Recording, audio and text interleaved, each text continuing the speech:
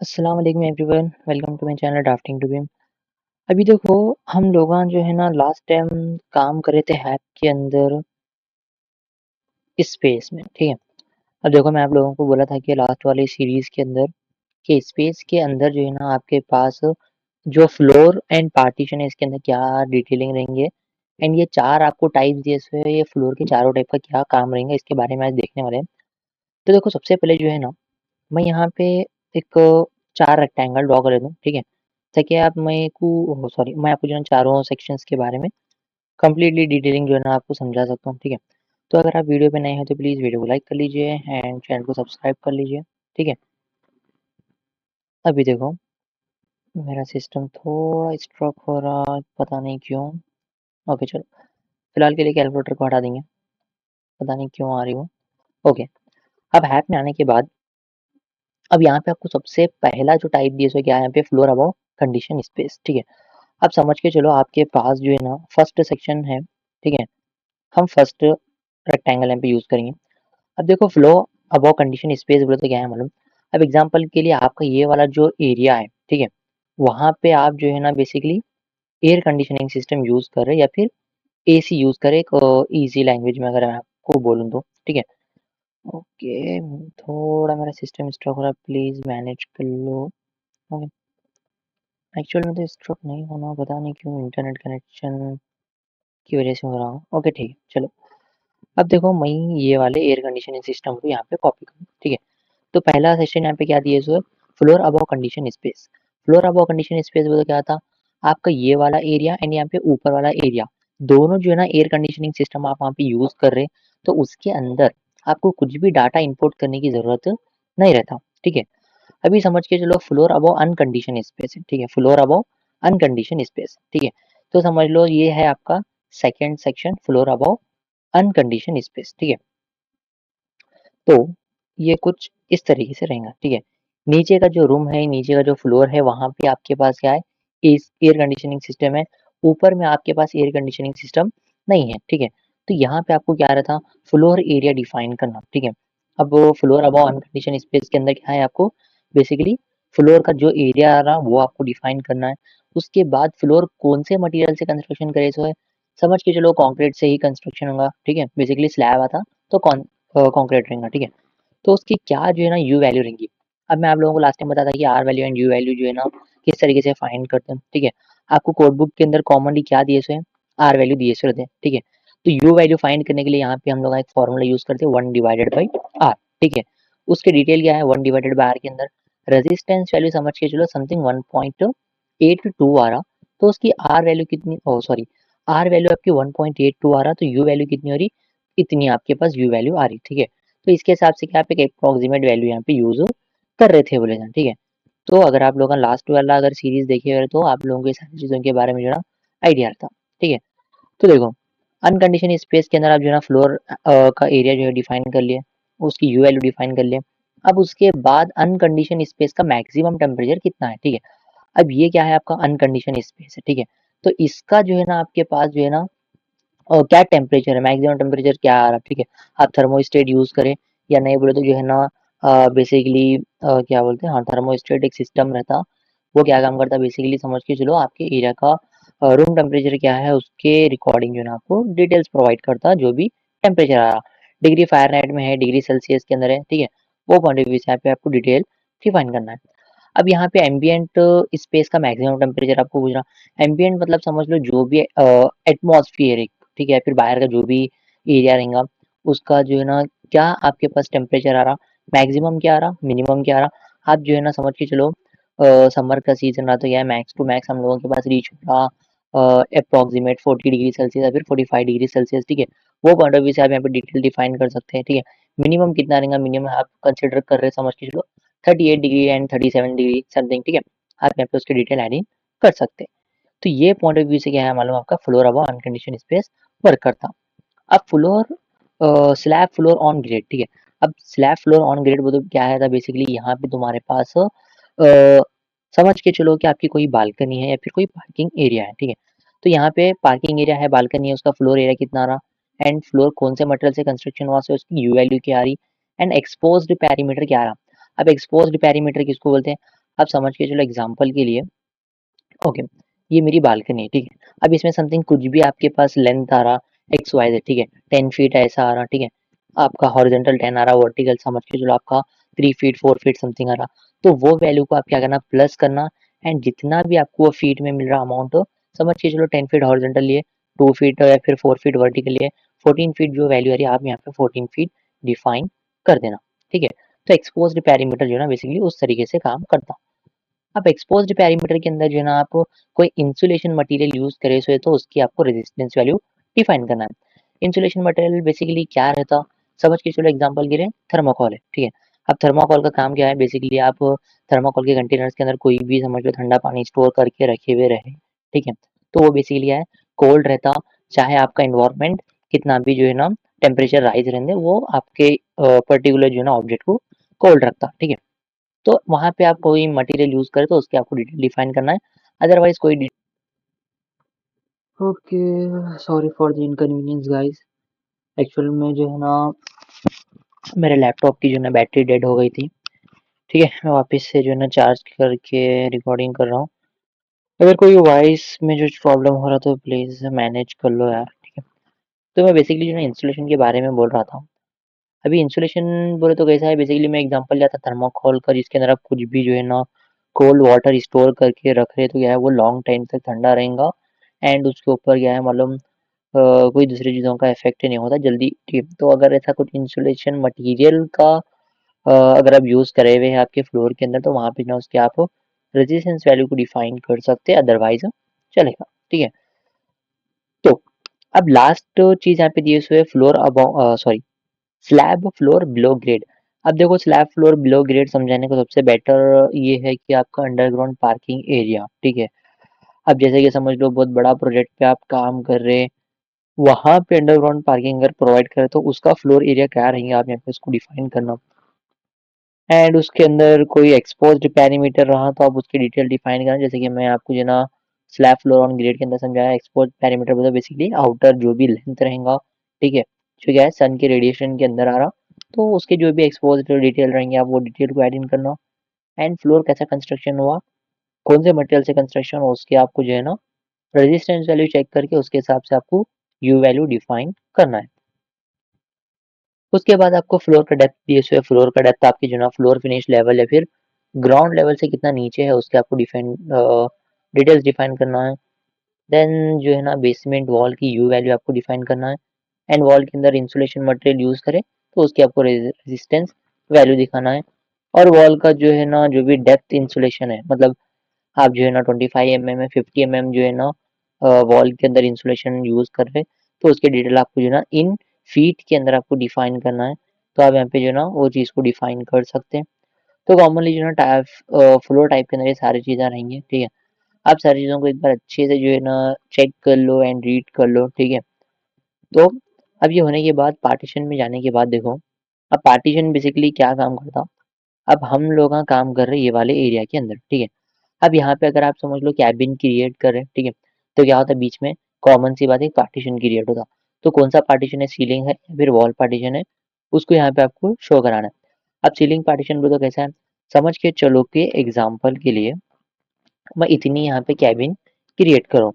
अब ये वाले एरिया में मैं सीलिंग डिज़ाइन नहीं कर रहा, ये मेरा कॉन्फ्रेंस रूम है या फिर समझ लो कोई भी एक मेन कैबिन है, ठीक है।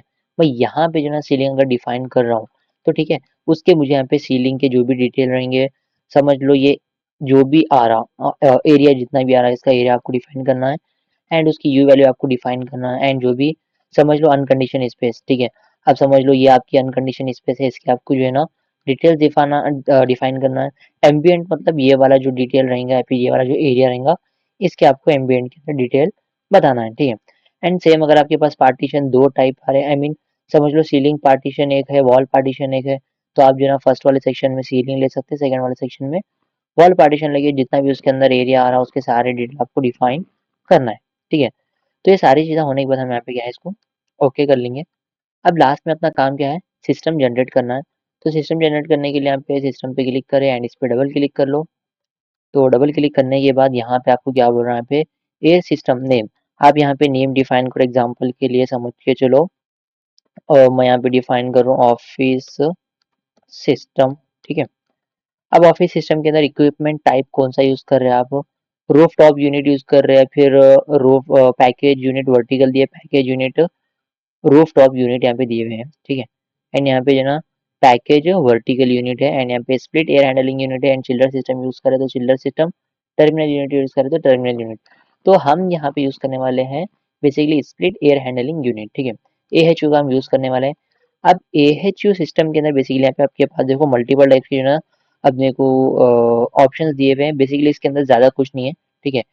अब ये VAV बोले तो क्या मालूम, वेरिएबल एयर वॉल्यूम बोल के बोल सकते हैं, एंड CAV बोले तो कांस्टेंट एयर वॉल्यूम, ठीक है। तो इसके अंदर से हम लोग का बेसिकली VAV सिस्टम यूज करने वाले हैं। एंड आपके पास नंबर ऑफ जोन्स कितने हैं, अब देखो नंबर ऑफ जोन्स बोलते क्या रहना मालूम, अब मेरा ये पूरा एक एरिया है, ठीक है।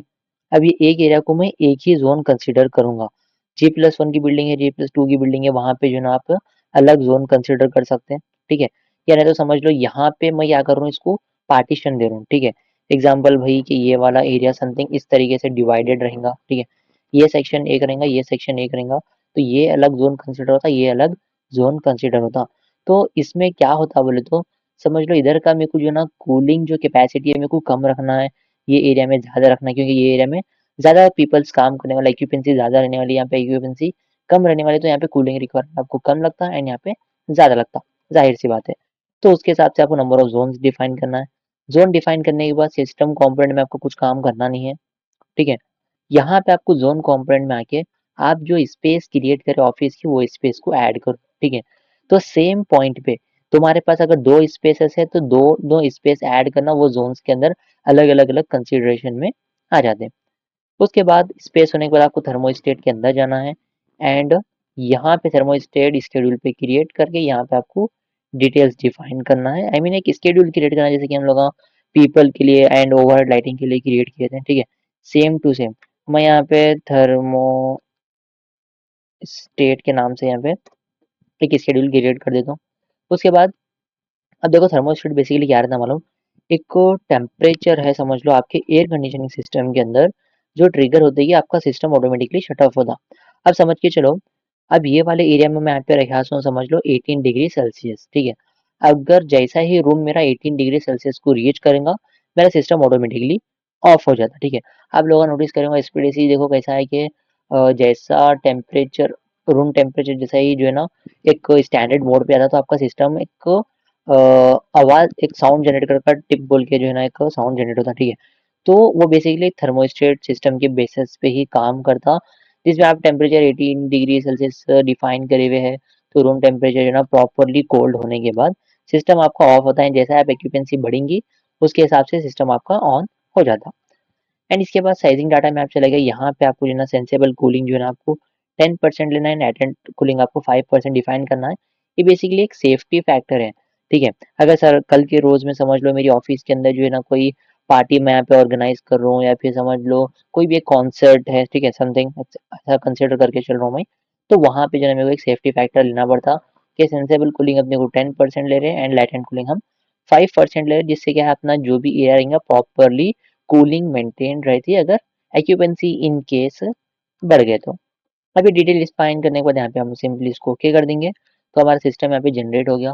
तो सिस्टम जनरेट होने के बाद इस पर राइट क्लिक करो, एंड यहाँ पे आपको मिलता है कि प्रिंट व्यू डिजाइन रिजल्ट, इस पे क्लिक करो, ठीक है। ओके मैं बहुत खुश हूँ, आई मीन रिजल्ट देखने के लिए, कोई दूसरी चीज मत सोचो, ठीक है। अब यहाँ पे सिस्टम डिजाइनिंग रिपोर्ट में जाने के बाद यहाँ पे आपको क्या करना है, प्रीव्यू के ऑप्शन पे क्लिक करना है, जिससे क्या है जो भी मैं डिटेल्स स्पेसिफाई करा सो हूँ उसके हिसाब से मेरे को यहाँ पे कंप्लीटली डिटेल मेरे को मिल जाते हैं। जैसे कि सबसे पहले अगर मैं यहाँ पे आपको बताऊँ तो हम लोग कौन सा सिस्टम यूज करने वाले, इक्विपमेंट क्लास कौन सा रहने वाला है, ठीक है, उसके सारे डिटेल यहाँ पे अपने को दिए हुए हैं। उसके साथ साथ फ्लोर का एरिया कितना आ रहा, ठीक है, 1500 स्क्वायर फीट मेरा फ्लोर एरिया है, एंड लोकेशन है हैदराबाद इंडिया के अंदर।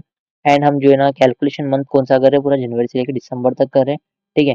एंड यहाँ पे आपको पी को जो है ना जोन सेंसेबल लोड क्या आ रहा है क्या नहीं।